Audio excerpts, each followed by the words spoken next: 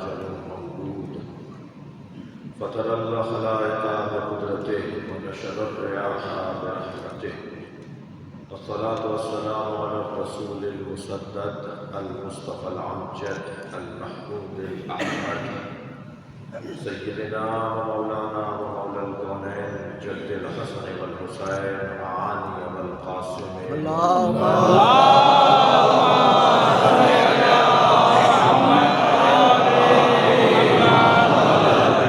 الطاهرين المعصومين الذين قال الله إنما يريد الله ليذهب عنكم الرجس أهل البيت ويطهركم تطهيرا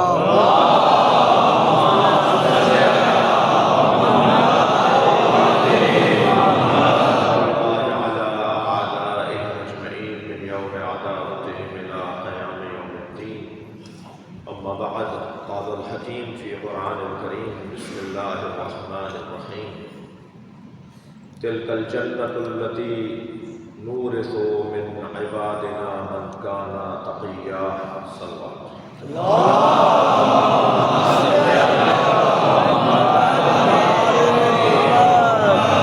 آپ سب کے مرحومین خاص طور پہ حاجی احمد علی، حاجی حشمت علی، شہید احمد علی، مرحومین خانوادہ حشمت علی رحم اللہ من قرأ الفاتحہ. بسم اللہ الرحمن الرحیم.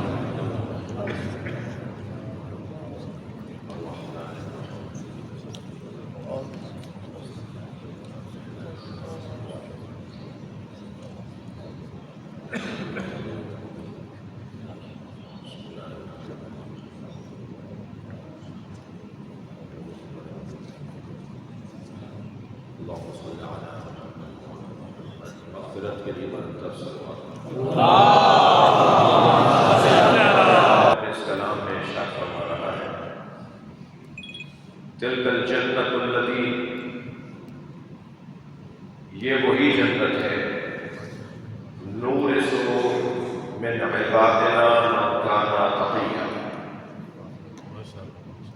جس کا وارث ہم نے اپنے بندوں میں سے انہیں بنایا ہے جو تقی. واہ واہ ماشاء اللہ ماشاء اللہ. گمان تھا کہ آج شب اول ذی الحجہ ہو جائے اور بہرحال شب اول ذی الحج کی پہلی تاریخ ہمارے نوے امام امام محمد تقی علیہ السلام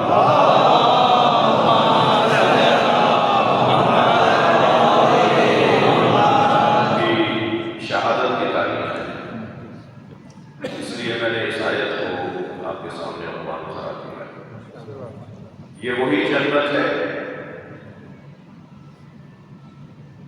جس کا وارث ہم نے قرار دیا ہے اپنے ان بندوں کو جو تقی، جو صاحب تقویٰ ہے، جو متقی، جن کے پاس تقویٰ ہے. پہلی بات تو عزیزوں میرے کم سے ساتھیوں آپ کے ذہن میں رہے کہ اللہ عالم ہے، اللہ رازق ہے، اللہ خالق ہے، اللہ بدیع السماوات والارض ہے. جو کچھ ہے وہ اللہ کا ہے، مگر اللہ جنہیں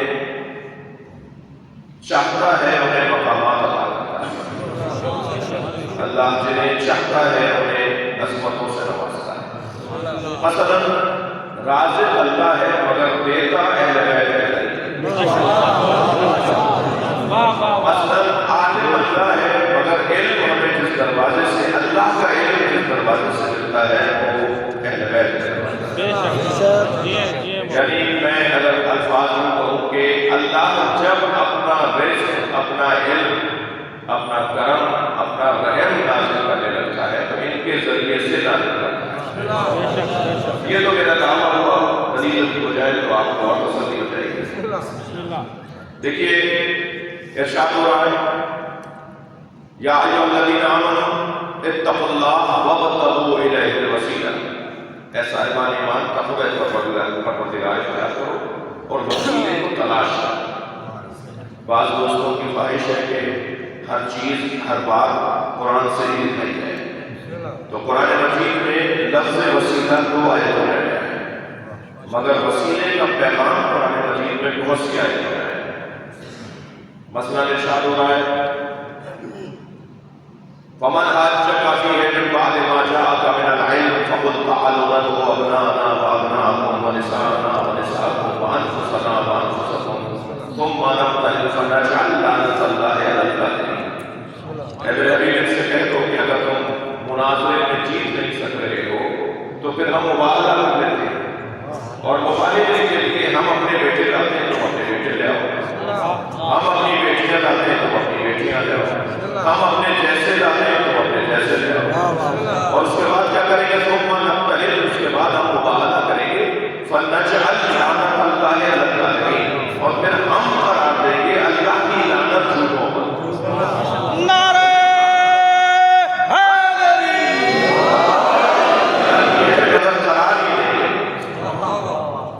اللہ کی لعنت تو اللہ خود قرار کو نہیں کرا، اللہ کی لعنت ہے مگر ان کے ذریعے سے اترے گی۔ اچھا چلیں ایک اور آیت میں قرآن کے طالب علموں کے لیے اپنے مدعا کے اوپر پڑھ دیتا ہوں۔ ارشاد ہو رہا ہے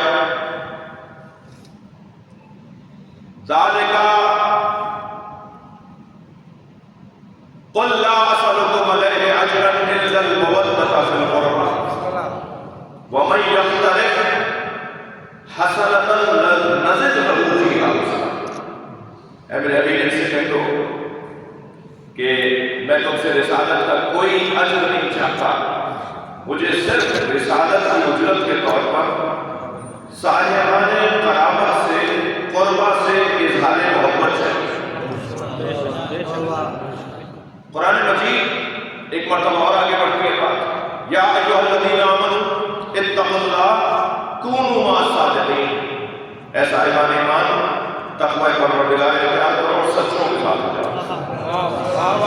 آیت تھوڑی سی اور صفحہ پلٹ کر دیکھتے ہیں تو اس کی زیارت ہوتی ہے، آیت میں ایک اور آیت کی زیارت ہوتی ہے جس میں اللہ ارشاد فرماتا ہے یا ایھا الذین آمنوا، اللہ اکبر، عجیب رنگ ہے اس آیت کریمہ میں، ارشاد ہو رہا ہے فاسألوا اہل الذکر ان کنتم لا تعلمون، اگر تم جانتے نہیں ہو تو صاحبان ذکر سے پوچھو۔ پھر اور صحابہ پلٹتے ہیں تو ایک اور آیت کی زیارت ہوتی ہے هل يستوي الذین یعلمون والذین لا یعلمون، کیا جاننے والے اور نہ جاننے والے برابر ہیں؟ تو قرآن مجید مسلسل ہمیں کسی جانے راغب کر رہا ہے، ہمیں کہیں بھیج رہا ہے۔ اللہ چاہتا یہ ہے کہ کسی دروازے سے آشنا ہو، کسی جگہ چلے جاؤ تاکہ تمہیں مجھ سے ملاقات ہو جائے۔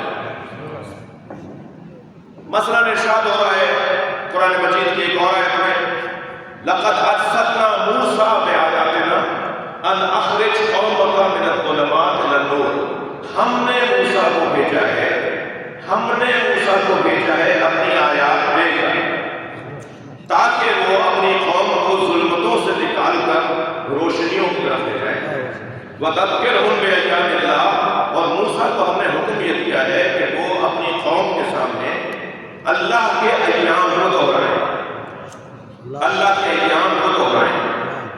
اب قرآن مجید کی آیات مثلا ایک آیت تو آپ ابھی پڑھ کر بیٹھے ہیں، ارشاد ہو رہا ہے اهْدِنَا الصِّرَاطَ الْمُسْتَقِيمَ صِرَاطَ الَّذِينَ أَنْعَمْتَ عَلَيْهِمْ غَيْرِ الْمَغْضُوبِ عَلَيْهِمْ وَلَا الضَّالِّينَ، یہ سورہ جس کے بغیر نماز ہی نہیں ہوتی۔ نبی فرماتے ہیں لا صلاۃ الا بفاتحۃ الکتاب، اس کی نماز ہی نہیں ہے جو سورہ فاتحہ نہ پڑھتا ہو، جو نماز میں سورہ الحمد نہ پڑھتا ہو اس کی نماز ہی باطل ہے۔ مسئلہ بھی سنی شیعہ کا نہیں ہے، مسئلہ مسلمانوں کا ہے، یعنی جو بھی نماز پڑھنا چاہتا ہے وہ کسی بھی مسلک دین دھرم کا ہو، مسلمان اگر نماز پڑھ رہا ہے تو اسے اپنی ہر نماز میں سورہ الحمد کو ضرور پڑھنا ہے۔ ایسا ہی ہے، سورہ الحمد کا اختتام ہو رہا ہے کچھ لوگوں سے جڑنے کے نام پر اور کچھ لوگوں سے کٹنے کے نام پر، یعنی سورہ مبارکہ الحمد ہمیں دعوت دے رہا ہے، یہ سورہ ہمیں راغب کر رہا ہے کہ ان لوگوں سے اپنا تعلق پیدا کرو جن پر اللہ کی نعمتیں آئی ہیں، اور ان لوگوں سے بچ کے رہنا جن پر اللہ کا رحمت ہے۔ نعرہ حیدری، میں اپنے مدعا کو روشن کرنے میں اگر کامیاب ہوں تو مدعا میرا یہ ہے کہ قرآن مجید میں پروردگار عالم بار بار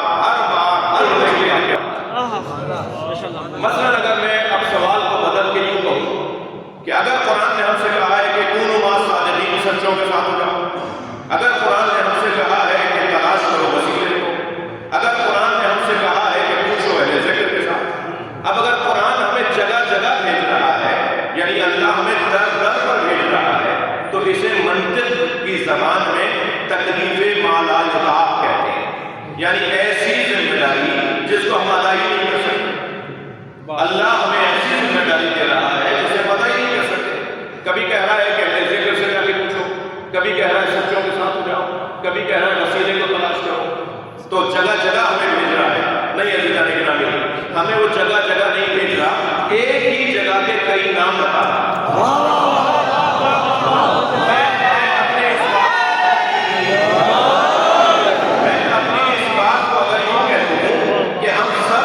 فطرتاً کمال طلب ہے، ہم سب، ہر انسان فطرتاً کمال جو ہے، ہمارے مزاج میں کمال طلبی پائی جاتی ہے، کمال پرستش پائی جاتی ہے، کمال جوئی پائی جاتی ہے۔ اب کسی کے نزدیک کمال علم ہے تو وہ اہل علم سے دوستی ضرور کرے، اب اگر کسی کے نزدیک کمال شجاعت ہے تو وہ بہادروں سے تعلقات ضرور بنائے گا، کسی کے نزدیک کمال سخاوت ہے تو وہ سخیوں سے دوستی ضرور کرے گا، کسی کے نزدیک کمال حسن ظاہری ہے تو وہ حسینوں کے دروازے پر ضرور جائے گا، کسی کے نزدیک کمال منصب اور کرسی ہے تو وہ صاحبان منصب سے تعلقات بنائے گا، کسی کے نزدیک کمال شہرت ہے تو وہ مشاہیر سے تعلقات بنائے گا۔ اللہ نہیں چاہتا تھا کہ لوگ در در کی ٹھوکریں کھائیں، اللہ نے سارے کمالات ایک ہی گھر میں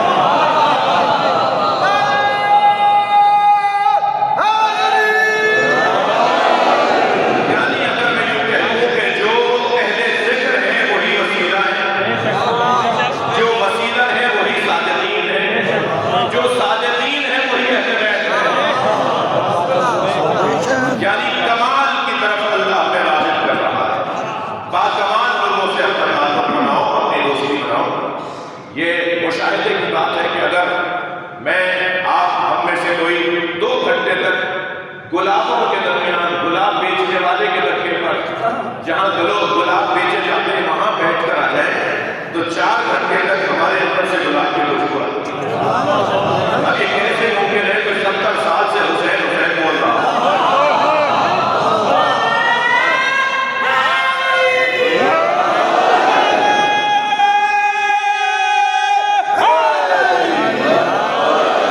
یہ کیسے ممکن ہے کہ کوئی صدیوں سے اس دروازے سے جڑا ہوا ہے اور اس کی چال نہ بتائے کہ یہ حسینی ہے؟ ویسے بھی اللہ کو شناختی کارڈ کا مسلمان نہیں چاہیے، اور علی کو بھی شناختی کارڈ والا شیعہ نہیں چاہیے۔ چال بتائے کہ علی والا ہے، بولیاں بتائے کہ علی کہنے والا ہے، ہمارا طریقہ کار بتائے گا کہ ہم کس کے چاہنے والے ہیں۔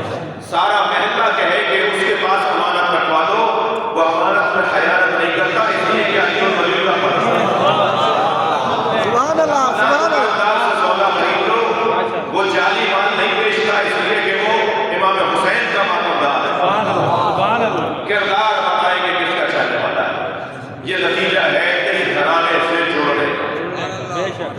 میں مزاج عزیزان گرامی، فرقہ پرستی اور فرقہ گرائی اور مذاہب کے درمیان تناؤ کا قائل ہے، میں مذاہب کے درمیان گفتگو کا قائل ہوں۔ ہمیں اپنی بات، ہمیں اپنی گفتگو کو سجا کر پیش کرنے کا حق ہے، ہمیں کسی کو چٹکی بھرنے کا کسی نے حق نہیں دیا۔ میں اپنا مدعا یہ رکھنا چاہتا ہوں، میری مراد اب تک کی گفتگو میں یہ ہے کہ اللہ چاہتا یہ ہے کہ تم اس دروازے پر آ جاؤ جس دروازے پر آنے سے اللہ ملتا ہے۔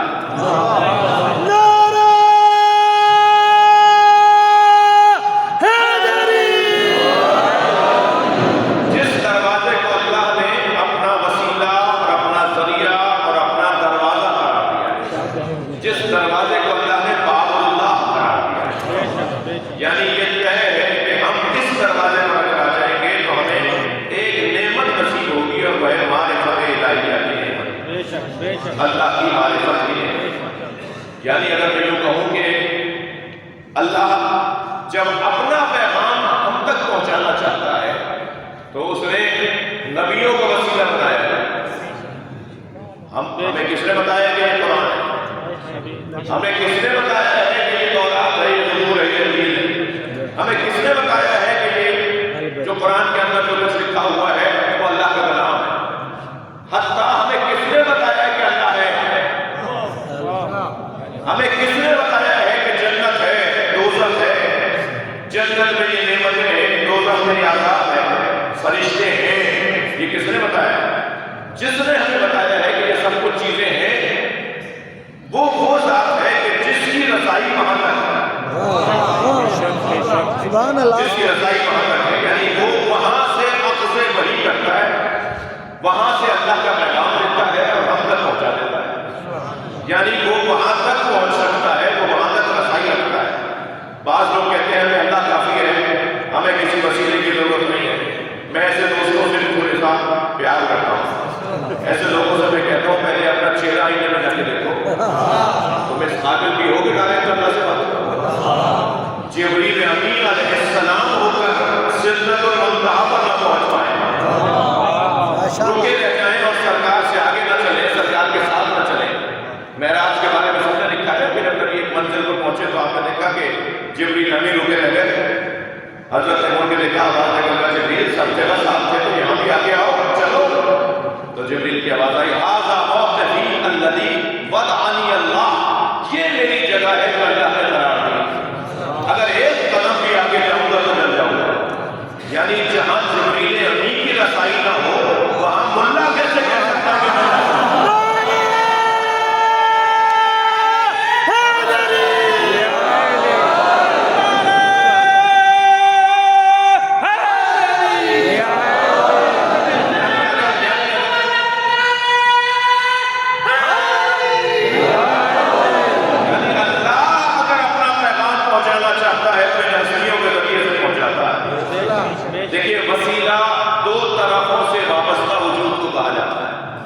وسیلہ وہ ہوتا ہی نہیں ہے جس کا ایک جگہ سے تعلق ہے، وسیلہ ہوتا وہ ہے کہ جس کا دو جگہ سے تعلق ہے، بلندی سے بھی تعلق ہو اور زمین سے بھی تعلق ہو۔ یہ جو سینہ ہوتا ہے یہ زمین سے بھی جڑا ہوا ہوتا ہے اور چھت سے بھی جڑا ہوا ہوتا ہے، دو جگہ سے اس کا تعلق ہوگا تو یہ وسیلہ کہلائے گا، اگر اس کا تعلق دو جگہ سے نہیں ایک ہی جگہ سے ہوگا تو یہ وسیلہ نہیں بنے گا۔ اب جو وہاں سے بھی جڑا ہوا ہو، جو یہاں سے بھی جڑا ہوا ہو، اسے ہم کیا کہیں؟ وہاں سے دیکھتے ہیں تو نور نظر آتا ہے اور یہاں سے دیکھتے ہیں تو بشر نظر آتا ہے، لہذا یہ وجود نہ محض نور ہے نہ محض بشر، یہ ایسا وجود ہے۔ صلوات تو مجلس کا حصہ ہے، آپ دور دور کے تو دیکھ رہے ہیں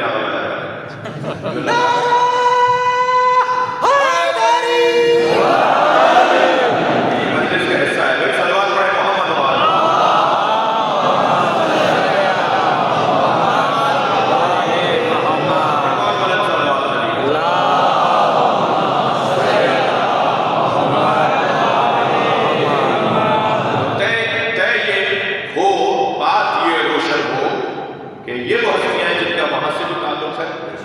جن کا یہاں سے بھی تعلق ہے اور وہاں کے پیغامات یہاں پہنچاتے ہیں اور یہاں کی حاجتیں وہاں لے جاتے ہیں۔ جب ہم اپنی دعائیں اللہ کی بارگاہ میں پیش کرتے ہیں تو ہمیں حکم یہ ہے کہ اول و آخر درود پڑھو، دعا کے وقت اول و آخر صلوات پڑھو، درود پڑھو۔ تو صلوات وہ دعا ہے جس کو اللہ قبول کرنے کا وعدہ کر چکا ہے، تو جب اس دعا کو اللہ قبول کرنے کا طے کر چکا ہے تو اول بھی صلوات، میری دعاؤں کے آخر میں بھی صلوات، تو کریم اللہ درمیانی دعا بھی قبول کرے۔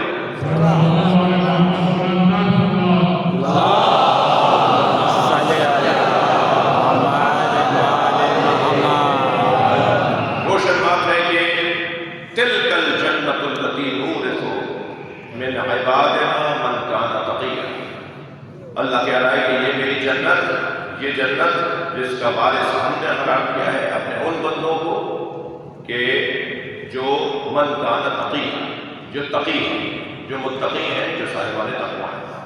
تو ہمیں دنیا میں بھی ان کی ضرورت ہے اور ہمیں آخرت میں بھی کامیاب ہونے کے لیے ان کی ضرورت ہے۔ دروازہ جنت کے اوپر واضح طور پر لکھا ہوا ہے، واضح طور پر لکھا ہوا ہے کہ جنت میں داخل ہونے والے کو تین کلمات جو نظر آئیں گے واضح طور پر لکھے ہوئے ہیں، لا الہ الا اللہ محمد رسول اللہ علی ماشاءاللہ ماشاءاللہ، تینوں کلمات جنت میں داخل ہوتے بندے کو نظر آئیں گے۔ جنت میں جو بھی جانا چاہتا ہے اسے 3 کلمات کی زیارت پہلے ملے گی اور پھر وہ جنت میں داخل ہوگا. میں جتنا بڑا شیعہ ہوں اتنا ہی بڑا سنی بھی. ہاں لہٰذا یہ جو روایت آپ کو سنا رہا ہوں اہل سنت کی کتاب سے سنا رہا ہوں. اہل سنت کی کتاب میں ہے کہ جنت کے 8 دروازے ہیں. علامہ الجوینی فرائض الصمتین نام بھی نوٹ کر لیجیے. علامہ الجوینی فرائض الصمتین کے اندر روایت لکھتے ہیں کہ جب مومن جنت کے دروازے پر پہنچے گا 8 دروازے ہیں جنت کے. 8 دروازوں پر لکھا ہوا ہے لا الہ الا اللہ محمد رسول اللہ علیہ وسلم. نعرہ حیدری. جنت کے دروازے پر سرخ رنگ کے یاقوت کی کنڈی لٹکی ہوئی ہے. میں عربی سنا دیتا ہوں آپ کو تاکہ سرچ کرنے میں گوگل پہ سرچ کرنے میں آپ کو آسان ہو جائے. نبی فرماتے ہیں ان لباب الجنہ حلقۃ من یاقوتۃ حمراء. جنت کے دروازے پر سرخ رنگ کے یاقوت کی کنڈی لٹکی ہوئی ہے. اللہ صفاری صاحب جو سونے کی تختی پہ جا کے رکھتی ہے. سرخ رنگ کے یاقوت کی کنڈی جو سونے کی تختی پہ جا کے رکھتی ہے. اذا دقت الحلقہ جب یہ حلقہ یعنی زنجیر یعنی یہ چین یہ زنجیر جب دخل بات کرتی ہے اذا دقت الحلقہ کلت وقالت یا علی یا علی یا علی.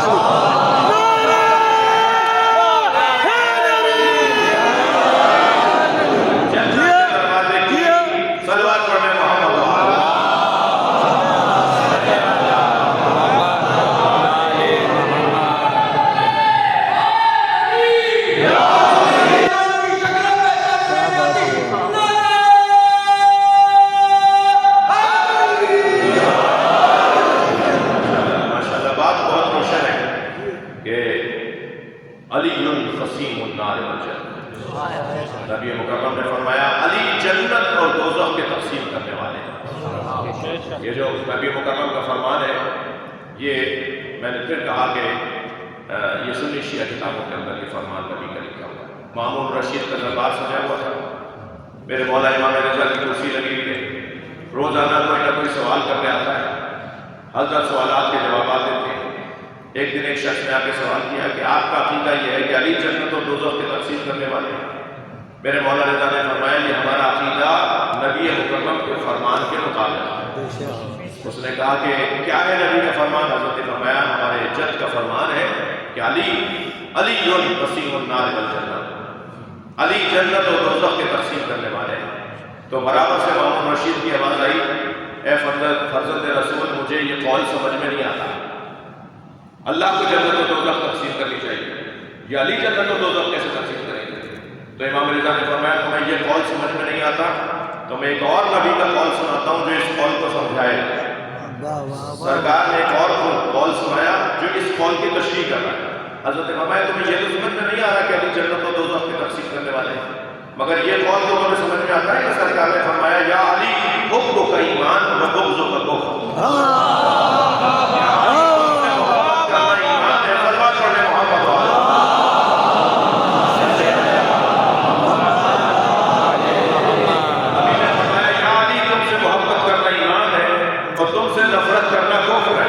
جو علی سے محبت کرے گا مومن ہے جنت میں جائے گا. جو علی سے نفرت کرے گا کافر ہے دوزخ میں جائے گا. تو علی ہی تو جنت اور دوزخ دے رہے ہیں. یعنی علی مولا کی وجہ سے لوگ جنت میں بھی جائیں گے. علی مولا ہی صلوات پڑھنے محمد وآلہ.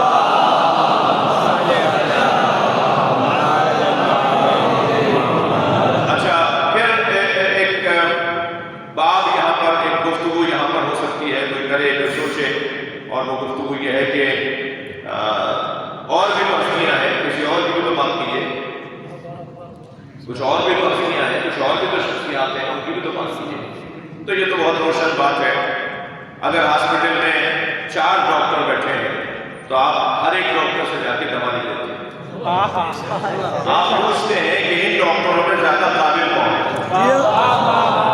آپ اگر قانون کے رستے سے اپنا حق لینا چاہتے ہیں تو اگر عدالت کے اندر 100 وکیل بیٹھے ہیں تو آپ ہر وکیل سے جا کر اپنا مسئلہ نہیں رکھتے. آپ دیکھتے ہیں سوچتے ہیں پوچھتے ہیں کہ کون زیادہ قابل ہے. کون سا ایسا موضوع ہے جس میں آپ بیسٹ اور بہتر کی طرف نہیں جاتے. بلکہ میں آج کے بچوں کی زبان میں بات کروں کہ ہر جگہ ایک ہی آواز ہے کہ میرٹ میں تقرریاں ہونی چاہیے. میرٹ پہ پارٹی ٹکٹس ملنے چاہیے، میرٹ پہ تبادلے ہونے چاہیے، میرٹ پہ داخلے ہونے چاہیے۔ ہم بھی 1400 سال سے یہی کہہ رہے ہیں کہ نبی کے بعد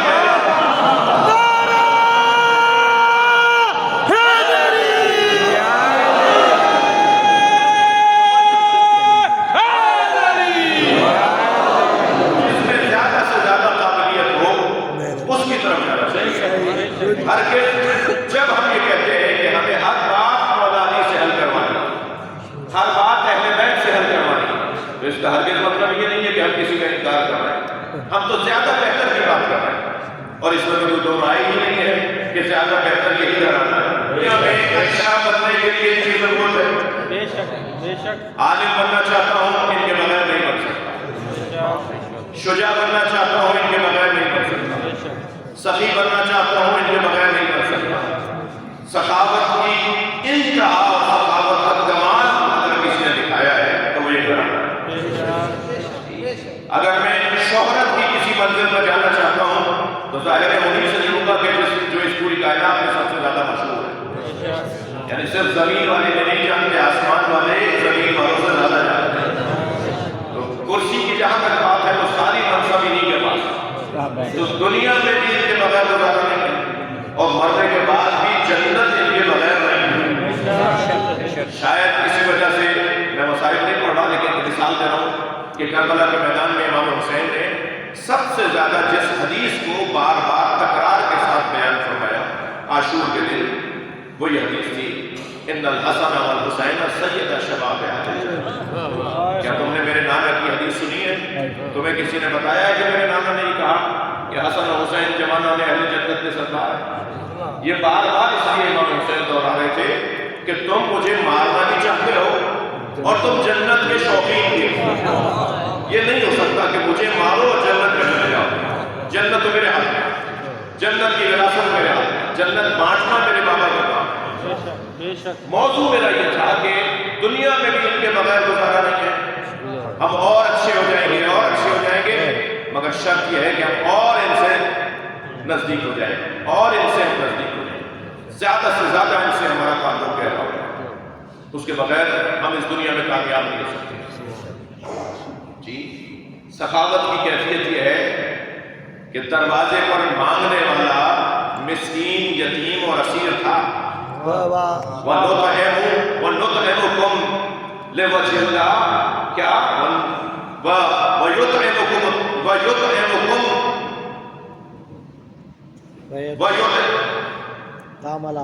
وَيُطْعِمُكُمْ طَعَامًا عَلَىٰ حُبِّهِ مِسْكِينًا وَيَتِيمًا وَأَسِيرًا، ہم نے اللہ کی خاطر تمہیں طعام دیا ہے، کسے؟ یتیم کو، یتامہ کو نہیں، اسیر کو، اسرا کو نہیں، مسکین کو، مساکین کو نہیں، یتیم کو دیا، اسیر کو دیا، جی مسکین کو دیا۔ ان لوگوں کو جب روٹیاں کھلائیں تو یہ مانگنے والا ایک ہوتا تھا، روٹیاں 5 ملتی تھیں۔ میں کہنا یہ چاہ رہا ہوں کہ مانگنے والا ایک تھا تو یہ 1 روٹی دے دیتے، مگر انہوں نے 5 روٹیاں دی۔ سخاوت کی کیفیت یہ ہے کہ دروازے پر جو مانگنے آئے گا، جتنے رہتے ہیں سب عطا کریں۔ سخاوت کی یہ کیفیت ہے۔ شجاعت کا تو کیا عالم ہے، جس کا نام لینے سے شجاعت آ جائے، جس کا نعرہ لگانے سے بہادری آ جائے، جس کو پکارنے سے جرأتیں برداشت ہو جائے۔ یہ دنیا میں ہمیں ان کی ضرورت ہے۔ یعنی ہم ہر اعتبار سے ان کے محتاج ہیں، اور آخرت بھی ان کے بغیر ہمیں ملنے والی نہیں ہے۔ یعنی جنت میں قدم رکھنا ہے تو بغیر علی مولا کی معرفت کے، علی مولا کی محبت کے، بلکہ اور زیادہ روشن کر کہوں، جس کے پاس علی کی لکھی ہوئی تحریر ہوگی وہی جنت میں جائے گا۔ اللہ جنت کے رستے پر فرشتوں کو کھڑا کرے گا، اور آنے والوں سے پوچھا جائے گا کہ تمہارے پاس علی کے ہاتھ کی تحریر ہے؟ اگر علی کے ہاتھ کی تحریر ہوگی تو وہ جنت میں جا سکے گا۔ زمانے سے علی کی سلطانی نہیں جاتی، دشمن علی کی پریشانی نہیں جاتی۔ قرآن مجید نے یہی دیا ہے، واضح پیغام قرآن مجید نے یہی دیا ہے کہ ہمیں قابل، اہل، لائق ہستیوں کا احترام کرنا ہے، ان کی اطاعت کرنی ہے، ان کی فرمانبرداری کرنی ہے۔ اس میں فائدہ کسی کا، فائدہ ان کا نہیں ہے، فائدہ ہر اس کا ہے جو ان کے ساتھ اپنے تعلق کو گہرا کرے۔ میں نے ایک جملہ کہا کہ اگر 2 گھنٹے تک میں گلاب بیچنے والے کی دکان پر بیٹھوں تو 4 گھنٹے تک میرے اندر سے گلاب کی خوشبو آتی ہے۔ یہ گفتگو خود بخود ہمیں ایک چیز کی طرف، ایک وجود کی طرف راغب کرتی ہے، اور وہ وجود ہمیں اچھا بنانے کے لیے اللہ نے بنا دیا ہے۔ مسلسل کو ہمیں ترقی یافتہ دیکھنا چاہتا ہے، ہمیں اچھا دیکھنا چاہتا ہے، بہتر دیکھنا چاہتا ہے۔ جہاں آج ہے کل بھی وہی رہے تو یہ ناکامی ہے، جہاں کل تھے آج بھی اگر وہیں کھڑے ہیں تو یہ ناکامی ہے۔ ہمیں ہر دن ایک نئے مرحلے میں داخل ہونا ہے، ہر دن بہتر مرحلے میں داخل ہونا ہے، اور ہر دن بہتر مرحلے میں داخل ہونے کا انتظام خود اللہ نے کر دیا ہے۔ ہم لوگ اس دنیا کے اندر توہمات کا شکار ہیں، واہمات کا شکار ہیں، دھوکے اور فریبوں کا شکار ہیں۔ ہمیں نظر کچھ اور آتا ہے کچھ اور۔ ہمیں اللہ وہی دکھانا چاہتا ہے جو ہے۔ اب کیا کریں کہ ہماری یہ نگاہیں وہ دیکھتی ہیں جو ظاہر ہے۔ ہم حقیقت بین نہیں ہیں، ہمیں باطن کا علم نہیں ہے، ہمیں حقیقت کا علم نہیں ہے۔ ہم یہاں پردوں کے اندر، قلیوں کے اندر، ہم یہاں حجابوں کے اندر رہنے والے لوگ ہیں۔ اس دیوار کے اس پار کیا ہے مجھے یہاں سے نظر نہیں آ رہا۔ میں اتنا ہی فیصلہ لے پاؤں گا جتنا مجھے نظر آ رہا ہے، جبکہ جو ہے وہ اس سے زیادہ ہے۔ جب چیز اس سے زیادہ ہے اور میں فیصلہ اتنا ہی لے سکتا ہوں جتنا مجھے نظر آ رہا ہے، تو پھر میرا فیصلہ صحیح کہاں ہوگا؟ میں صحیح فیصلہ کہاں کر پاؤں گا؟ تو پھر میں اپنے آپ کو ان کے حوالے کیوں نہیں کر دیتا کہ جو ان محدودیتوں کا شکار نہیں ہے، جو ایک لمحے میں یہاں سے وہاں کے حالات سے آگاہ ہو سکتے ہیں، جو یہاں سے وہاں جائیں تو بستر گرم رہے، زنجیریں ہلتا رہے، وضو کا پانی بہتا رہے، ان کے لیے مسافتیں مانا نہ رکھتی ہیں۔ مسلمان پڑھنا محمد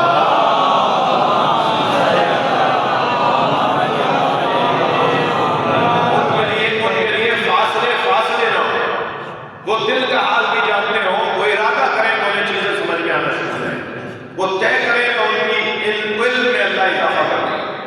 ہمیں اپنے آپ کو ان کے حوالے کر دینا چاہیے۔ مسلسل میں اپنے بچوں جوانوں سے یہی کہہ رہا ہوں کہ اپنا تعلق اس گھرانے کے ساتھ گہرا کرو۔ کیا کریں کہ میرا تعلق اس گھرانے سے اور بہتر ہو جائے۔ اس کا ایک رستہ مسجدوں سے جوڑنا ہے، اس کا ایک رستہ امام بارگاہ سے جوڑنا ہے، اس کا ایک رستہ مجلسوں سے اپنے تعلق کو گہرا کرنا ہے۔ اگر میں خطیب 1 گھنٹے کی گفتگو میں مثلا 500 جملے بول جاؤں مگر کام کا ایک ہی ہو تو اس سے تو بہتر ہے کہ میں اس مجلس میں نہ آتا تو وہ ایک کام کا جملہ بھی نہ ملتا۔ میں آ جاؤں شاید مجھے ایک جملہ ہی مل جائے جو میری طبیعت کو، میرے مزاج کو، میری عادت کو، میرے طریقوں کو بہتر کرے۔ ویسے بھی سارا مسئلہ رویوں کا ہے۔ میں اس وقت کچھ خاص انداز کے کپڑے پہنے رہا ہوں۔ ڈاکٹر حضرات اپنا حلیہ اپناتے ہیں، پولیس مین، حفاظتی اداروں کے لوگ اپنا کچھ حلیہ اپناتے ہیں، وکیل حضرات بھی ایک خاص قسم کا لباس۔ کم سے کم مسلم بات کر رہا ہوں میں، یعنی طے شدہ بات کر رہا ہوں جس میں کوئی اختلاف کرے تو اس کو اپنی عقل کا علاج کروانا چاہیے۔ بھائی کیسے مان لوں کہ جب خلفائے ثلاثہ بھی علی کے دروازے پر نظر آئے، مثلا حضرت ابوبکر یہ کہتے ہوئے نظر آئے لم تلد النساء مثل علی بن ابی طالب، دنیا میں کوئی عورت ہی نہیں ہے جس نے علی جیسا بچہ جنا۔ مثلا حضرت عمر یہ کہتے نظر آئے لولا علی لہلک عمر، اگر علی نہ ہوتے تو عمر ہلاک ہو گئے۔ مثلا امام اعظم ابو حنیفہ، مثلا امام مالک، امام حنبل، امام شافعی، صلوات پڑھنا محمد۔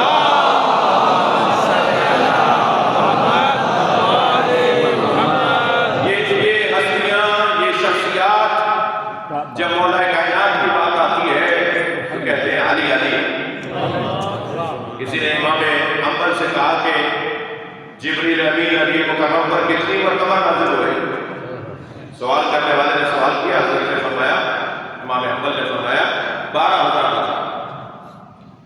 تو اس نے دوسرا سوال کیا کہ علی پر جبریل امین کتنی دفعہ نازل ہوئے؟ تو شاید وہ یہ سوچ رہے تھے کہ جواب آئے گا کہ علی پہ نازل ہونے کا تو سوال ہی نہیں بنتا، تو یہ سوال کیسا الٹا کر رہا ہے؟ اس نے کہا کہ نبی پر 12,000 دفعہ نازل ہوئے، علی پر کتنے دفعہ نازل ہوئے؟ امام احمد نے فرمایا 24,000۔ اس نے کہا نبی پر 12,000 دفعہ، علی پہ 24,000۔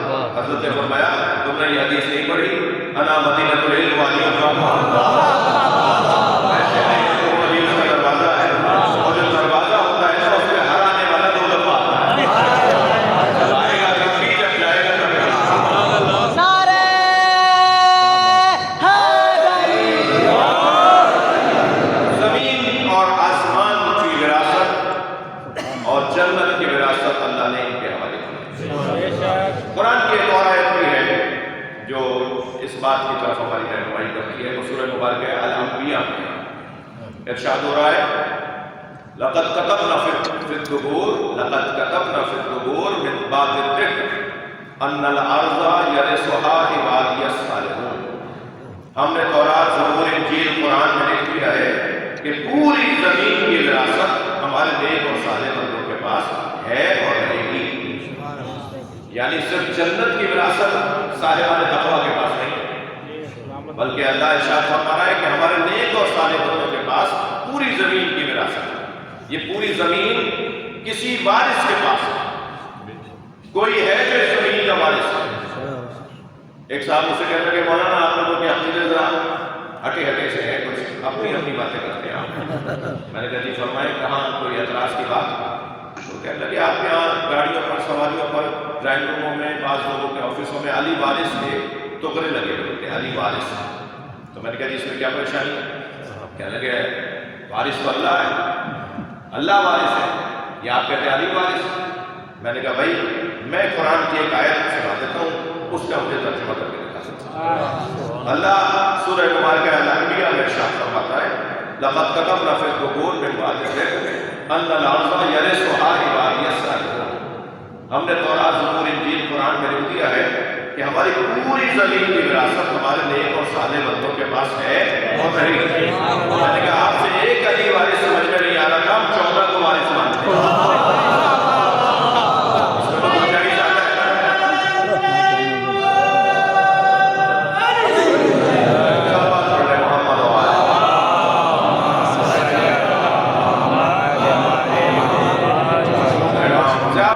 قرآن مجید نے یہی دیا ہے، واضح پیغام قرآن مجید نے یہی دیا ہے کہ ہمیں قابل، اہل، لائق ہستیوں کا احترام کرنا ہے، ان کی اطاعت کرنی ہے، ان کی فرمانبرداری کرنی ہے۔ اس میں فائدہ کسی کا، فائدہ ان کا نہیں ہے، فائدہ ہر اس کا ہے جو ان کے ساتھ اپنے تعلق کو گہرا کرے۔ میں نے ایک جملہ کہا کہ اگر 2 گھنٹے تک میں گلاب بیچنے والے کی دکان پر بیٹھوں تو 4 گھنٹے تک میرے اندر سے گلاب کی خوشبو آتی ہے۔ یہ گفتگو خود بخود ہمیں ایک چیز کی طرف، ایک وجود کی طرف راغب کرتی ہے، اور وہ وجود ہمیں اچھا بنانے کے لیے اللہ نے بنا دیا ہے۔ مسلسل وہ ہمیں ترقی یافتہ دیکھنا چاہتا ہے، ہمیں اچھا دیکھنا چاہتا ہے، بہتر دیکھنا چاہتا ہے۔ جہاں آج ہے کل بھی وہی رہے تو یہ ناکامی ہے، جہاں کل تھے آج بھی اگر وہیں کھڑے ہیں تو یہ ناکامی ہے۔ ہمیں ہر دن ایک نئے مرحلے میں داخل ہونا ہے، ہر دن بہتر مرحلے میں داخل ہونا ہے، اور ہر دن بہتر مرحلے میں داخل ہونے کا انتظام خود اللہ نے کر دیا ہے۔ ہم لوگ اس دنیا کے اندر توہمات کا شکار ہے، واہمات کا شکار ہے، دھوکے اور فریبوں کا شکار ہے۔ ہمیں نظر کچھ اور آتا ہے کچھ اور۔ ہمیں اللہ وہی دکھانا چاہتا ہے جو ہے۔ اب کیا کریں کہ ہماری یہ نگاہیں وہ دیکھتی ہیں جو ظاہر ہے، ہم حقیقت بین نہیں ہیں، ہمیں باطل کا علم نہیں ہے، ہمیں حقیقت کا علم نہیں ہے۔ ہم یہاں پردوں کے اندر، قلیوں کے اندر، ہم یہاں حجابوں کے اندر رہنے والے لوگ ہیں۔ اس دیوار کے اس پار کیا ہے مجھے یہاں سے نظر نہیں آ رہا۔ میں اتنا ہی فیصلہ لے پاؤں گا جتنا مجھے نظر آ رہا ہے، جبکہ جو ہے وہ اس سے زیادہ ہے۔ جب چیز اس سے زیادہ ہے اور میں فیصلہ اتنا ہی لے سکتا ہوں جتنا مجھے نظر آ رہا ہے، تو پھر میرا فیصلہ صحیح کہاں ہوگا؟ میں صحیح فیصلہ کہاں کر پاؤں گا؟ تو پھر میں اپنے آپ کو ان کے حوالے کیوں نہیں کر دیتا کہ جو ان محدودیتوں کا شکار نہیں ہے، جو ایک لمحے میں یہاں سے وہاں کے حالات سے آگاہ ہو سکتے ہیں، جو یہاں سے وہاں جائیں تو بستر گرم رہے، زنجیریں ہلتا رہے، وضو کا پانی بہتا رہے، ان کے لیے مسافتیں معنی نہ رکھتی ہیں۔ مسلمان پڑھنا بہت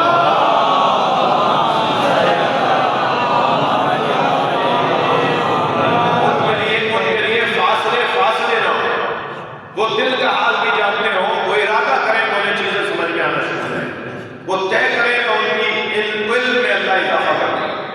ہمیں اپنے آپ کو ان کے حوالے کر دینا چاہیے۔ مسلسل میں اپنے بچوں جوانوں سے یہی کہہ رہا ہوں کہ اپنا تعلق اس گھرانے کے ساتھ پیدا کرو، کیا کریں کہ میرا تعلق اس گھرانے سے اور بہتر ہو جائے۔ اس کا ایک رستہ مسجدوں سے جوڑنا ہے، اس کا ایک رستہ امام بارگاہ سے جوڑنا ہے، اس کا ایک رستہ مجلسوں سے اپنے تعلق کو گہرا کرنا ہے۔ اگر میں خطیب 1 گھنٹے کی گفتگو میں مثلا 500 جملے بول جاؤں مگر کام کا ایک ہی ہو تو اس سے تو بہتر ہے کہ میں اس مجلس میں نہ آتا تو وہ ایک کام کا جملہ بھی نہ ملتا، میں آ جاؤں شاید مجھے ایک جملہ ہی مل جائے جو میری طبیعت کو، میرے مزاج کو، میری عادت کو، میرے طریقوں کو بہتر کرے۔ ویسے بھی سارا مسئلہ رویوں کا ہے۔ میں اس وقت کچھ خاص انداز کے کپڑے پہنے ہوئے ہوں، ڈاکٹر حضرات اپنا حلیہ اپناتے ہیں، پولیس مین حفاظتی اداروں کے لوگ اپنا کچھ حلیہ اپناتے ہیں، وکیل حضرات بھی ایک خاص قسم کا لباس پہنتے ہیں۔ عزیزان گرامی، یہ ہمیں کسی چیز کی طرف راغب کرتا ہے، کسی سوچ کی طرف راغب کرتا ہے۔ ہم سب بھی اس وقت لباس پہنے بیٹھے ہیں جی، لباس عربی زبان کا لفظ ہے، لباس کا اردو ترجمہ، عربی کا لفظ ہے لباس، اس کا اردو ترجمہ ہے دھوکہ۔ ہاں دوبارہ بول رہا ہوں، دھوکہ، لباس یعنی دھوکہ، یہ عربی کا لفظ ہے لباس، التباس، ابلیس کسی خاندان کا لفظ ہے۔ لباس کا کام دھوکہ دینا ہے۔ کوئی مہنگے کپڑے پہنے پہ ہوتا ہے، ہم سمجھتے ہیں امیر آدمی، کسی کا کالر دھڑ ہوتا ہے، ہم اس کے سلام کا بھی جواب نہیں دیتے، تو کون سی چیز ہمیں دھوکہ دے رہی ہے؟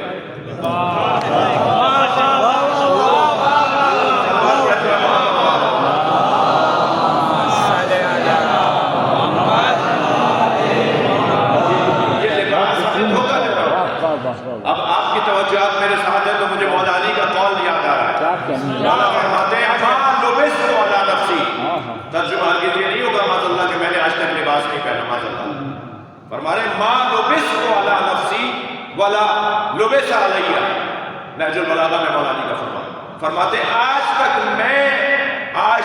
مجھ علی نے اپنے آپ کو دھوکہ نہیں دیا، اور دنیا میں کوئی پیدا نہیں ہوا جو علی کو دھوکہ دیا۔ یہ لباس ہے، یہ جو گاڑیاں ہیں، یہ سواریاں ہیں، یہ جو مکانات ہیں، یہ سب دھوکہ دینے کے لیے۔ حقیقت کچھ اور ہے، نظر کچھ اور ہے۔ کیا معلوم جس کے گھر کی چھت ٹپک رہی ہو وہ علاقے میں اللہ کا ولی ہو، اور کیا معلوم جس کے گھر میں سونے چاندی کی ٹوٹیاں لگی ہوئی ہو وہ علاقے میں یزید ہو۔ تو یہ کون سی کسوٹی ہو گئی کہ جس کا گھر مہنگا ہے وہ بڑا آدمی ہے، جس نے مہنگے کپڑے پہنے ہوئے بڑا آدمی ہے؟ بعض لوگوں کو آپ نے دیکھا ہوگا وہ مہنگے کپڑے پہن کر کسی کو تو کیا دھوکہ دیں گے، اپنے آپ کو دھوکہ دے رہے ہوتے ہیں، اپنے آپ کو ہی دھوکہ دے رہے ہوتے ہیں کہ تم بڑے آدمی ہو گئے۔ کوئی اس بنیاد کو تو بڑا نہیں ہوتا، کوئی اس بنیاد کو تو بڑا نہیں ہوتا جی۔ تکبر وہ کرے، توجہ چاہوں گا، تکبر وہ کرے جس جیسا کوئی نہ، صرف اسے حق حاصل ہے تکبر کرنے کا جس جیسا کوئی نہ۔ ذات صرف اللہ کی ہے جس جیسا کوئی نہیں۔ لیسا کمثلہ شیء، قرآن میں اللہ پکار کے کہہ رہا ہے اس جیسا کوئی نہیں۔ تو جس جیسا کوئی نہ ہو وہی ہے الاکبر۔ ہم صبح شام آواز لگاتے ہیں اللہ اکبر، یہ اللہ اکبر کہنا صرف اس ذات کے لیے جائز ہے جس جیسا کوئی نہ ہو۔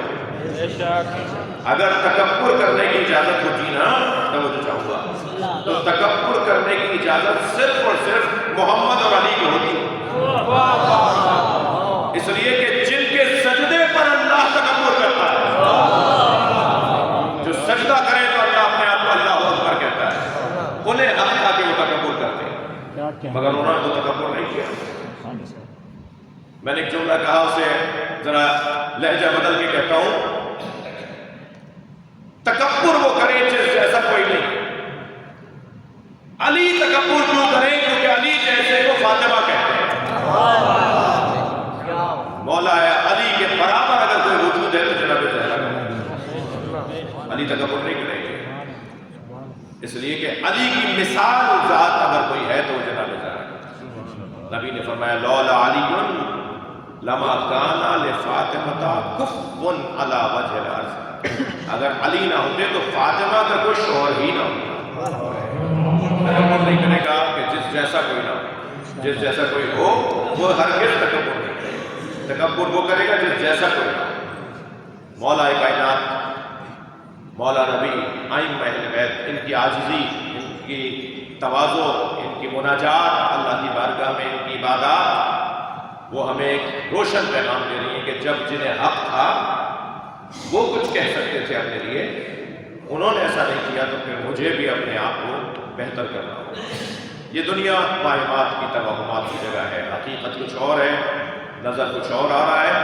لہٰذا ہمیں ان سے جڑنا ہے جو حقیقت دکھا سکتے ہیں. اگر سرخ رنگ کی شیشوں کی اینک لگا لوں تو شلجم بھی چقندر نظر آتا ہے. وہ کون سی دید ہے کہ جو ہمیں حقیقت دکھائے؟ وہ کون سی آنکھیں ہیں جس سے دیکھیں تو ہمیں حق اور سچ نظر آئے؟ میں ایک جگہ سے گزر رہا تھا، رستے میں سانپ بیٹھا ہوا تھا. میرے بڑھتے ہوئے قدم رک گئے. میں سوچنے لگا یہ موذی ہے، حملہ کرے گا. ابھی کھڑا میں سوچ رہا تھا کہ کچھ لوگوں نے تبصرے شروع کر دیے، دیکھو مولانا کو بڑی شجاعت کی باتیں کر رہے ہیں، بڑی اونچی اونچی باتیں کرتے ہیں، سانپ سے ڈر رہے ہیں. اب میں سوچ لگا ان کے چڑھانے میں آؤں یا عقل مندی کا ثبوت دوں. بہت سارے لوگ چڑھا کے غائب بھی ہو جاتے ہیں. ابھی کھڑا میں سوچ رہا تھا کہ ایک چھوٹا سا بچہ میرے برابر میں آ کے کھڑا ہوں، مثال دے رہا ہوں. یہ بچہ میرے پاس آیا اور کہنے لگا مولانا یہ پلاسٹک کا سانپ. تو جیسے ہی مجھے معلوم ہوا پلاسٹک کا سانپ ہے تو میں نے اسی پر پیر رکھا اور اسے کچلتا ہوا چلا گیا.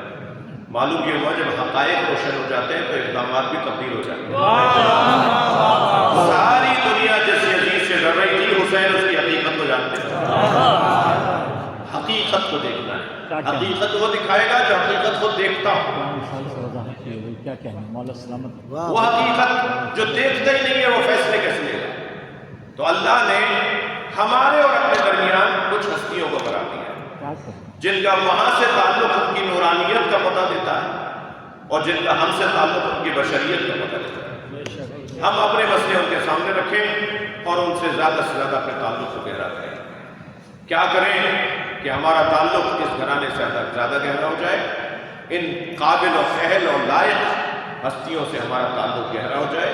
اس کا ایک رستہ امام بارگاہ سے، سینٹر سے، مسجد سے، امام بارگاہ سے جڑنا ہے. میں یہاں کے بزرگوں سے کہوں گا کہ اپنے بچوں کو نماز جماعت میں بھیجیں، اور صرف بھیجیں نہیں، خود بھی آئیں. کیونکہ جب آپ گھر میں ہوں گے اور بچوں کو بھیجیں گے تو وہ ایک آدھ دو دفعہ تو آپ کی ڈانٹ ٹپڑ سے چلے جائے گی. پھر وہ کہیں گے اتنی اچھی چیز تھی تو ابا کیوں نہیں کر رہے؟ نماز میں جانا اتنا ہی اچھا تھا تو ابا خود کیوں نہیں اچھا کام کر رہے؟ تو پھر بچے نہیں جائیں گے. ایک صاحب فرمانے لگے میرے بچے نمازی نہیں ہو رہے. میں نے کہا آپ بتائیے آپ کیسے نمازی ہیں؟ تو انہوں نے جب اپنی نماز کے حالات بتائے تو میں نے کہا جی واقعی صحیح بات ہے، حق ہے بچوں کو کہ وہ نمازی نہ ہو. اس لیے کہ جیسی آپ کی نماز ہے ایسے تو فارغ لوگوں کا کام ہے، آخری کام ہے. پارٹ ٹائم میں بھی کوئی اہمیت کی چیز ہوتی ہوگی. آپ تو بالکل اس سب سے اتار کے پھینکنے کا کام کر رہے ہیں. جب آپ ایسا کر رہے ہیں تو آپ کے بچے نمازی کیوں ہوں گے؟ لیکن جب بچہ دیکھے گا کہ غسل لے کر آئے ہیں، اجلے سے کپڑے پہن کے آئینے کے سامنے ذرا گنگام کر رہے ہیں، پرفیوم خوشبو عطر لگا رہے ہیں، ایسا لگ رہا ہے جیسے کسی گورنر سے، کسی وزیر اعلیٰ سے، کسی صدر مملکت سے ملاقات کی تیاری ہے. اور بچے نے اگر بڑھ کے پوچھ لیا کہ ابا کہاں جا رہے ہیں اور ابا نے بتا دیا کہ نماز پڑھنے جا رہا ہے، تو یقین جانیے بچہ پکا نمازی ہوتا ہے. ہر وہ کام جو اہتمام کے ساتھ کیا جائے، جو انتظام کے ساتھ کیا جائے، جو توجہ کے ساتھ کیا جائے، وہ کام سجتا ہے، وہ کام اچھا ہو جاتا ہے. خبردار کہ نظریے پر انہوں نے سمجھوتا نہیں کیا، اصولوں پر انہوں نے سمجھوتا نہیں کیا. اپنی جان دے دی، اپنا گھر بار لٹا دیا، اپنے بچوں کو قربان کر دیا، اپنا مال لٹا دیا، مگر اپنے اصولوں پر قائم رہے. گلے پہ چھری بھی چل رہی تھی تو اطمینان کے ساتھ اللہ کی تسبیح پڑھے. ان کی زبان پر اللہ کے شکر کی کلمات جاری رہے. یعنی اس وقت میں بھی انہوں نے سب کو اللہ کے ساتھ جوڑا. یہ کوئی کم بات ہے کہ بچوں کے لاشیں اٹھانے والا بار بار اللہ کا شکر ادا کر رہا ہے. جب انسان مطمئن ہوتا ہے نا تو اس کے چہرے کا رنگ بتا دیتا ہے کہ یہ مطمئن ہے. اور اگر مضطرب ہوتا ہے تو اس کے چہرے کا پھیکا پن، اس کے چہرے کا زرد ہو جانا یہ پیغام دے رہا ہوتا ہے کہ یہ اندر سے گھبرا رہا ہے. روایت کہتی ہے کہ امام حسین عصر کے وقت میں جب یزیدی سپاہیوں نے حضرت کو قریب سے دیکھا تو حضرت مختار کے دربار میں جو کچھ بتایا گیا ہے، بعض لوگ کہتے ہیں یہ آپ کو یہ ساری باتیں کہاں سے پتہ چلی، یہ مصائب آپ کہاں سے پڑھتے ہیں؟ مصائب کے جو مدارک ہیں نا ہمارے پاس، مصائب کے جو ذرائع ہیں، رستے ہیں، کہاں سے ہم مصائب کے جملے پڑھتے ہیں، ان میں سے ایک رستہ مجرموں کا اقرار ہے. مجرم اگر عدالت میں اقرار کر لے تو پھر اس پہ وہ ختم بات، آخری بات ہوتی ہے. مجرم نے اقرار کیا ہے میں نے کیا تھا یہ کام. تو حضرت مختار نے صرف قاتلان امام حسین کو گرفتار ہی نہیں کیا بلکہ ان کی سزاؤں کو معاف بھی کیا، ان کی سزاؤں کو کمی بھی کی. ایک شخص کے ساتھ کہ بس اتنا بتا دو تم نے کربلا میں کیا کیا، تم نے کربلا میں کیا دیکھا. اگر کوئی کہتا تھا نا کہ میں نے کسی کو نہیں مارا تو مختار کہتے تھے تو اتنا بتا دو تم نے دیکھا کیا. تو جو قاتلان امام حسین تھے، جو کربلا میں یزیدی لشکر کے سپاہی تھے، وہ اپنے بیانات کو قلم بند کرواتے تھے کہ ہم نے یہ دیکھا. مثلاً ایک سپاہی کہتا ہے کہ میں نے دیکھا جب حسین گر رہے تھے، یعنی گھوڑے سے گر رہے تھے، تو گرتے گرتے اشارہ کر کے کہتے تھے لا واللہ مجھے نہیں چاہیے، میں نہیں دوں گا، میں یہ کام نہیں کروں گا، میں منع کرتے تھے کسی چیز کو. تو کہنے لگا ہم تو سب حسین کو گرانا چاہتے تھے، کوئی ایسا نہیں تھا جو حسین کو حتی سہارا بھی دینا چاہتا. سب چاہتے تھے کسی طرح حسین گھوڑے سے گرے تو جنگ ختم ہو جائے، بس انہیں مار دیں گے تو پھر باقی کیا رہے گا. سب مار چکے ہیں، مارے جا چکے ہیں، اب ایک حسین باقی رہ گئے. تو ہر شخص امام حسین کو گرانا چاہتا. تو کہنے لگا کہ ہم تو کچھ نہیں دے رہے تھے مگر حسین گرتے گرتے کہتے تھے لا واللہ لا واللہ. تو اس وقت میں مختار ہوئے، نئی بات واضح ہوئی کہ یہ ہوا کیا تھا، کیا ہو رہا تھا. بعد میں ائمہ نے آ کر بتایا کہ جب امام حسین گرنے لگتے تھے تو جناب زہرا آگے بڑھ کے کہتی تھی میری گود میں آ جاؤ. امام حسین کو نبی نظر آتے تھے، نانا نظر آتے تھے، اے میرے حسین میری آگوش کر. اور امام فرماتے تھے اماں یہ میرا امتحان ہے، نانا یہ میری آزمائش ہے، مجھے خود زمین کربلا پہ گرنے دیجیے. اور امام حسین خود بغیر سہارے کے اپنا امتحان مکمل کرنا چاہتے. دربار میں بہت سارے لوگوں کو بلایا گیا. میرے بھائی احسان ابھی کلام پڑھ رہے تھے مجھ سے پہلے کہ جب حرملہ کو بلایا گیا. کون ہے حرملہ؟ جن کے مذہب میں رونا جائز ہے متکلم خاص طور پہ فضائل میں وقت کی خاموشی برداشت ہو گئی، مسائل میں کم سے کم آواز ہوگا کہ اتنا خرچہ کیوں. علاقے میں بیوائیں اور یتیم بھی ہیں، بہت سارے ادارے ہیں جن کو ضرورت ہے پیسوں کی. نہیں، آپ اپنے گھر کی 2 فریجوں میں سے ایک فریج بیچ کے ان یتیم اور بیواؤں کا خیال کیجئے. امام حسین کی عزاداری سے کم نہ. امام حسین کی عزاداری ہے، آپ اہتمام کریں گے اتنا ہی کربلا کی طرف توجہ بڑھے. نعرہ حیدری. کربلا کی طرف توجہ کا حقیقت خوبیوں کی طرف توجہ، کمالات کی طرف توجہ. یہ کمالات کا مجموعہ گھرانہ ہے جن سے ہم جڑنے کی کوشش کر رہے ہیں. اور یقیناً یہ خود میرے خود ہمارے مفاد کی چیز.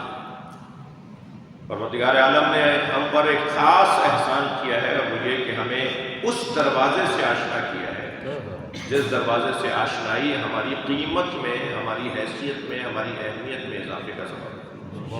ہمارا اپنا مطلب ہے، ہمارا اپنا فائدہ ہے کہ ہم اس گھرانے سے اپنے تعلق کو گہرا کر لیں.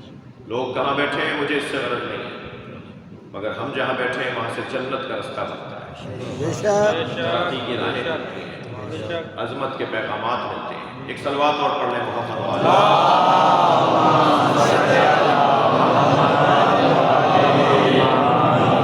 شاہ صاحب بہت دیر سے پریشان نظر آ رہے ہیں، مجھے کہہ رہے ہیں آپ کیا مسئلہ ہے؟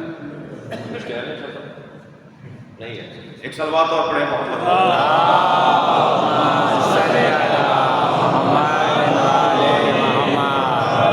شاہ صاحب ہمارے بہت پرانے آشنا اور محبت کرنے والے بھائی ہیں. آپ سب کی حفاظت کے لیے، آپ سب کی توفیقات میں اضافے کے لیے ہمارے ساجد بھائی تشریف فرمائے، شاہ صاحب تشریف فرمائے. آپ سب کی توفیقات میں اضافے کے لیے مرتب صلوات.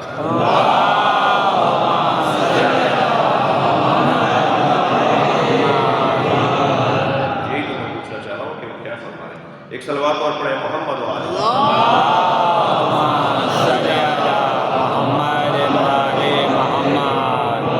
اور بھی بلند پڑھ سکتے ہیں.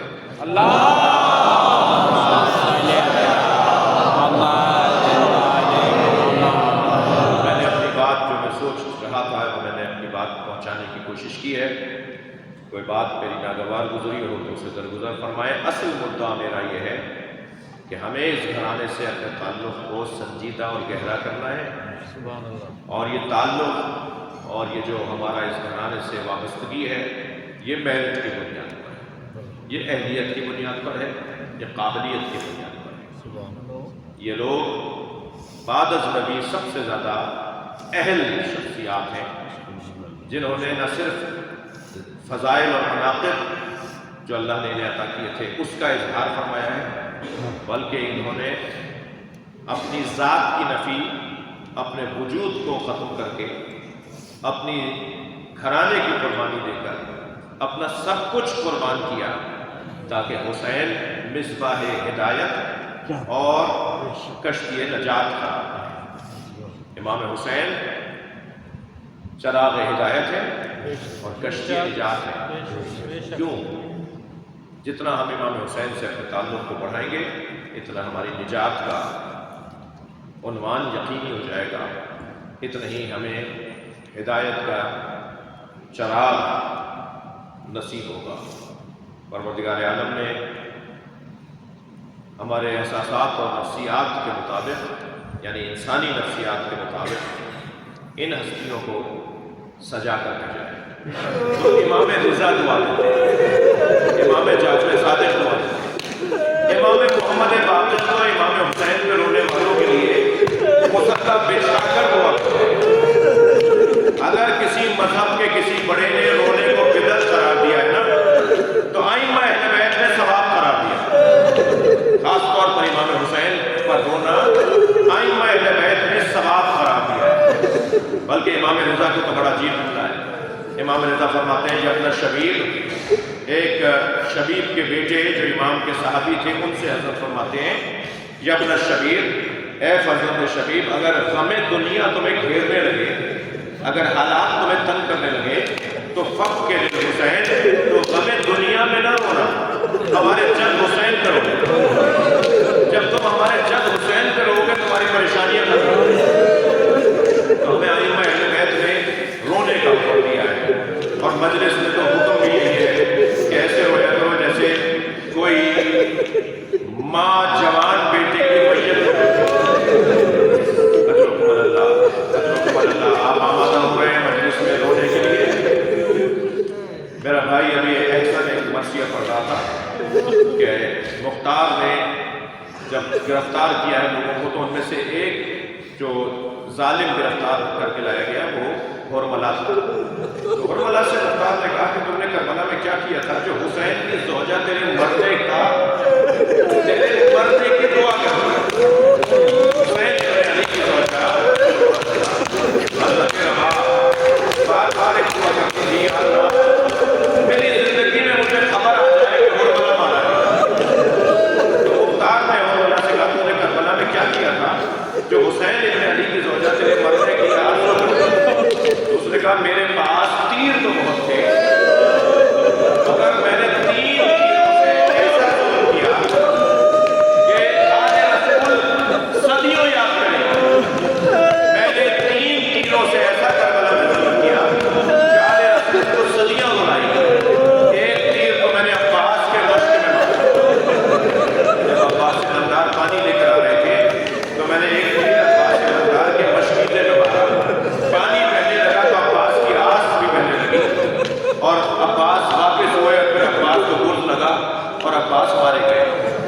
تیر میں نے اتنا بڑا کام کیا کہ پانی جانے نہیں دیا، میں نے حسین کے خیموں میں پانی جانے نہیں دیا۔ دوسرا کام جو میں نے کربلا میں کیا ہے وہ یہ کہ میں نے علی اصغر کے گلے میں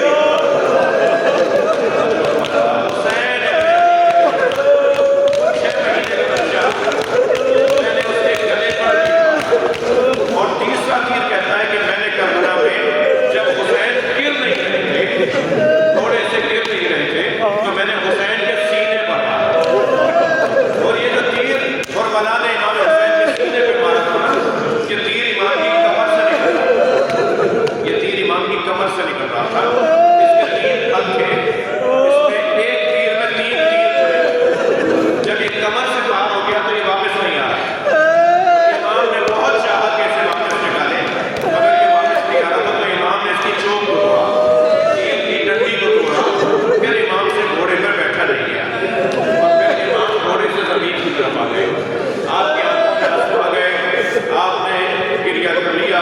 مجلس ہو گئی، مگر میرا دل کہہ رہا ہے کہ ایک منزل اور آگے جائے۔ جب امام نے زلجلہ کی پشت سے زلجلہ کو یہ کہتا کہ اے رحمت اب تیری پشت میں مجھ سے بیٹھنے والا ہے، تو پسر سعد ابن ابی وقاص، صحابہ کرام میں ایک بہت بڑا نام ہے، 10 ٹاپ 10 صحابیوں میں سے سعد ابن ابی وقاص، ان کا بیٹا ہے عمر ابن سعد ابن ابی وقاص، جس نے امام حسین کو کربلا میں مارا ہے۔ سعد ابن ابی وقاص نے کہا خبردار کوئی زلجلہ کو تیر نہ مارے، میں نے بچپن میں نبی کو اس پہ بیٹھے دیکھا ہے، میں نے وہ کہتا ہے وہ امام حسین کا عمر تھا، وہ امام حسین کا عمر تھا، کہنے لگا میں نے بچپن میں نبی کو اس کی پشت پہ بیٹھے دیکھا ہے، کوئی زلجلہ کو تیر نہ مارے، اسے پکڑ کر لاؤ، میں تبرک کے طور پر رکھوں۔ سپاہی آگے بڑے زلجلہ کو پکڑ رہے تھے، مگر زلجلہ سپاہیوں کو زخمی کر دیتا، 80 سپاہیوں کو زلجلہ نے زخمی کیا۔ جب کسی کے قابو میں زلجلہ نہیں آیا نا تو پھر عمر ابن سعد ابن ابی وقاص نے کہا پیچھے ہٹ جاؤ، کوئی زلجلہ کو نہ پکڑے، یہ کسی کے قابو میں نہیں آ رہا، پیچھے ہٹ جاؤ۔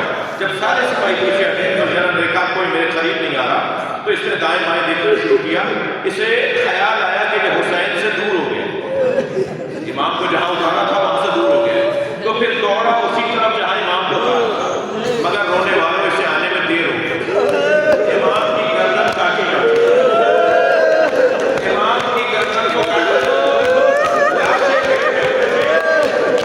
وہ لاشوں کے درمیان جا کر ایک ایک لاشیں رسول ہے اور لاشوں کو ایسے اپنا خون تلاش کرتا اور اسی لاشیں میں ہوگا جو امام حسین کا آیا، امام کی گردن سے خون نکل رہا تھا، اس نے اپنی پیشانی کو امام کے خون سے رنگین کیا اور زمین کربلا پہ پیر مارنے لگا، پیر ایسے مار رہا تھا جیسے ماتم کر رہا تھا، گلے سے آوازیں نکال رہا تھا جیسے نوحہ پڑھ رہا تھا۔ بس آپ نے اللہ رسول کے مجھ سے یہ منظر جب بنا نا تو یہ دوڑا ہے خیمہ گاہ کی طرف، یعنی بیویوں کی طرف، یعنی اہل حرم کی طرف۔ آپ نے بہت سنا ہوگا کہ بیٹیوں کو باپ سے بڑی محبت ہوتی ہے، باپ کی بیٹیوں سے بڑا پیار کرتے ہیں۔ میں نے کربلا کے مقام کی دعوت دیکھا کہ زلجلہ خیموں کے درمیان آ کر ڈھونڈ رہا تھا سکینہ کو، جناب سکینہ کو ڈھونڈ رہا تھا زلجلہ، اسی خیمے پہ جا کے رکا جس خیمے میں سکینہ تھی۔ جب گھوڑے کی آواز آئی جناب سکینہ باہر آئی تو گھوڑے نے گردن جھکائی، بیوی نے گھوڑے کی گردن پہ ہاتھ رکھ کے سوال کیا اور سوال یہ تھا کیا جواب آئی السقیا علی ام قتلا شانا، اے بابا کے بابا گھوڑے مجھے اتنا بتا دے بابا کو پانی میرا بابا پیاسا تھا، کیا میرے بابا کو پانی پلایا؟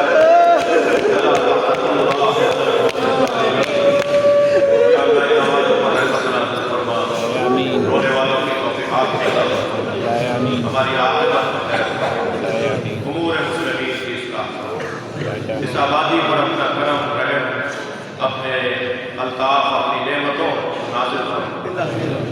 جناب ملک ریاض حسین صاحب ان کے فضل ملک علی اور ان کی پوری ٹیم جو یہاں بھی موجود ہے جو سن بھی رہے ہیں، یا اللہ ان کی توفیقات میں اضافہ فرما، کہ رزق میں اضافہ فرما، جو مسائل ہیں سوسائٹی کے ان کو بے آسانی حل فرما، امام زمانہ میں ضرور میں تاجیل فرما، دعاؤں کی قبولیت کے لیے اور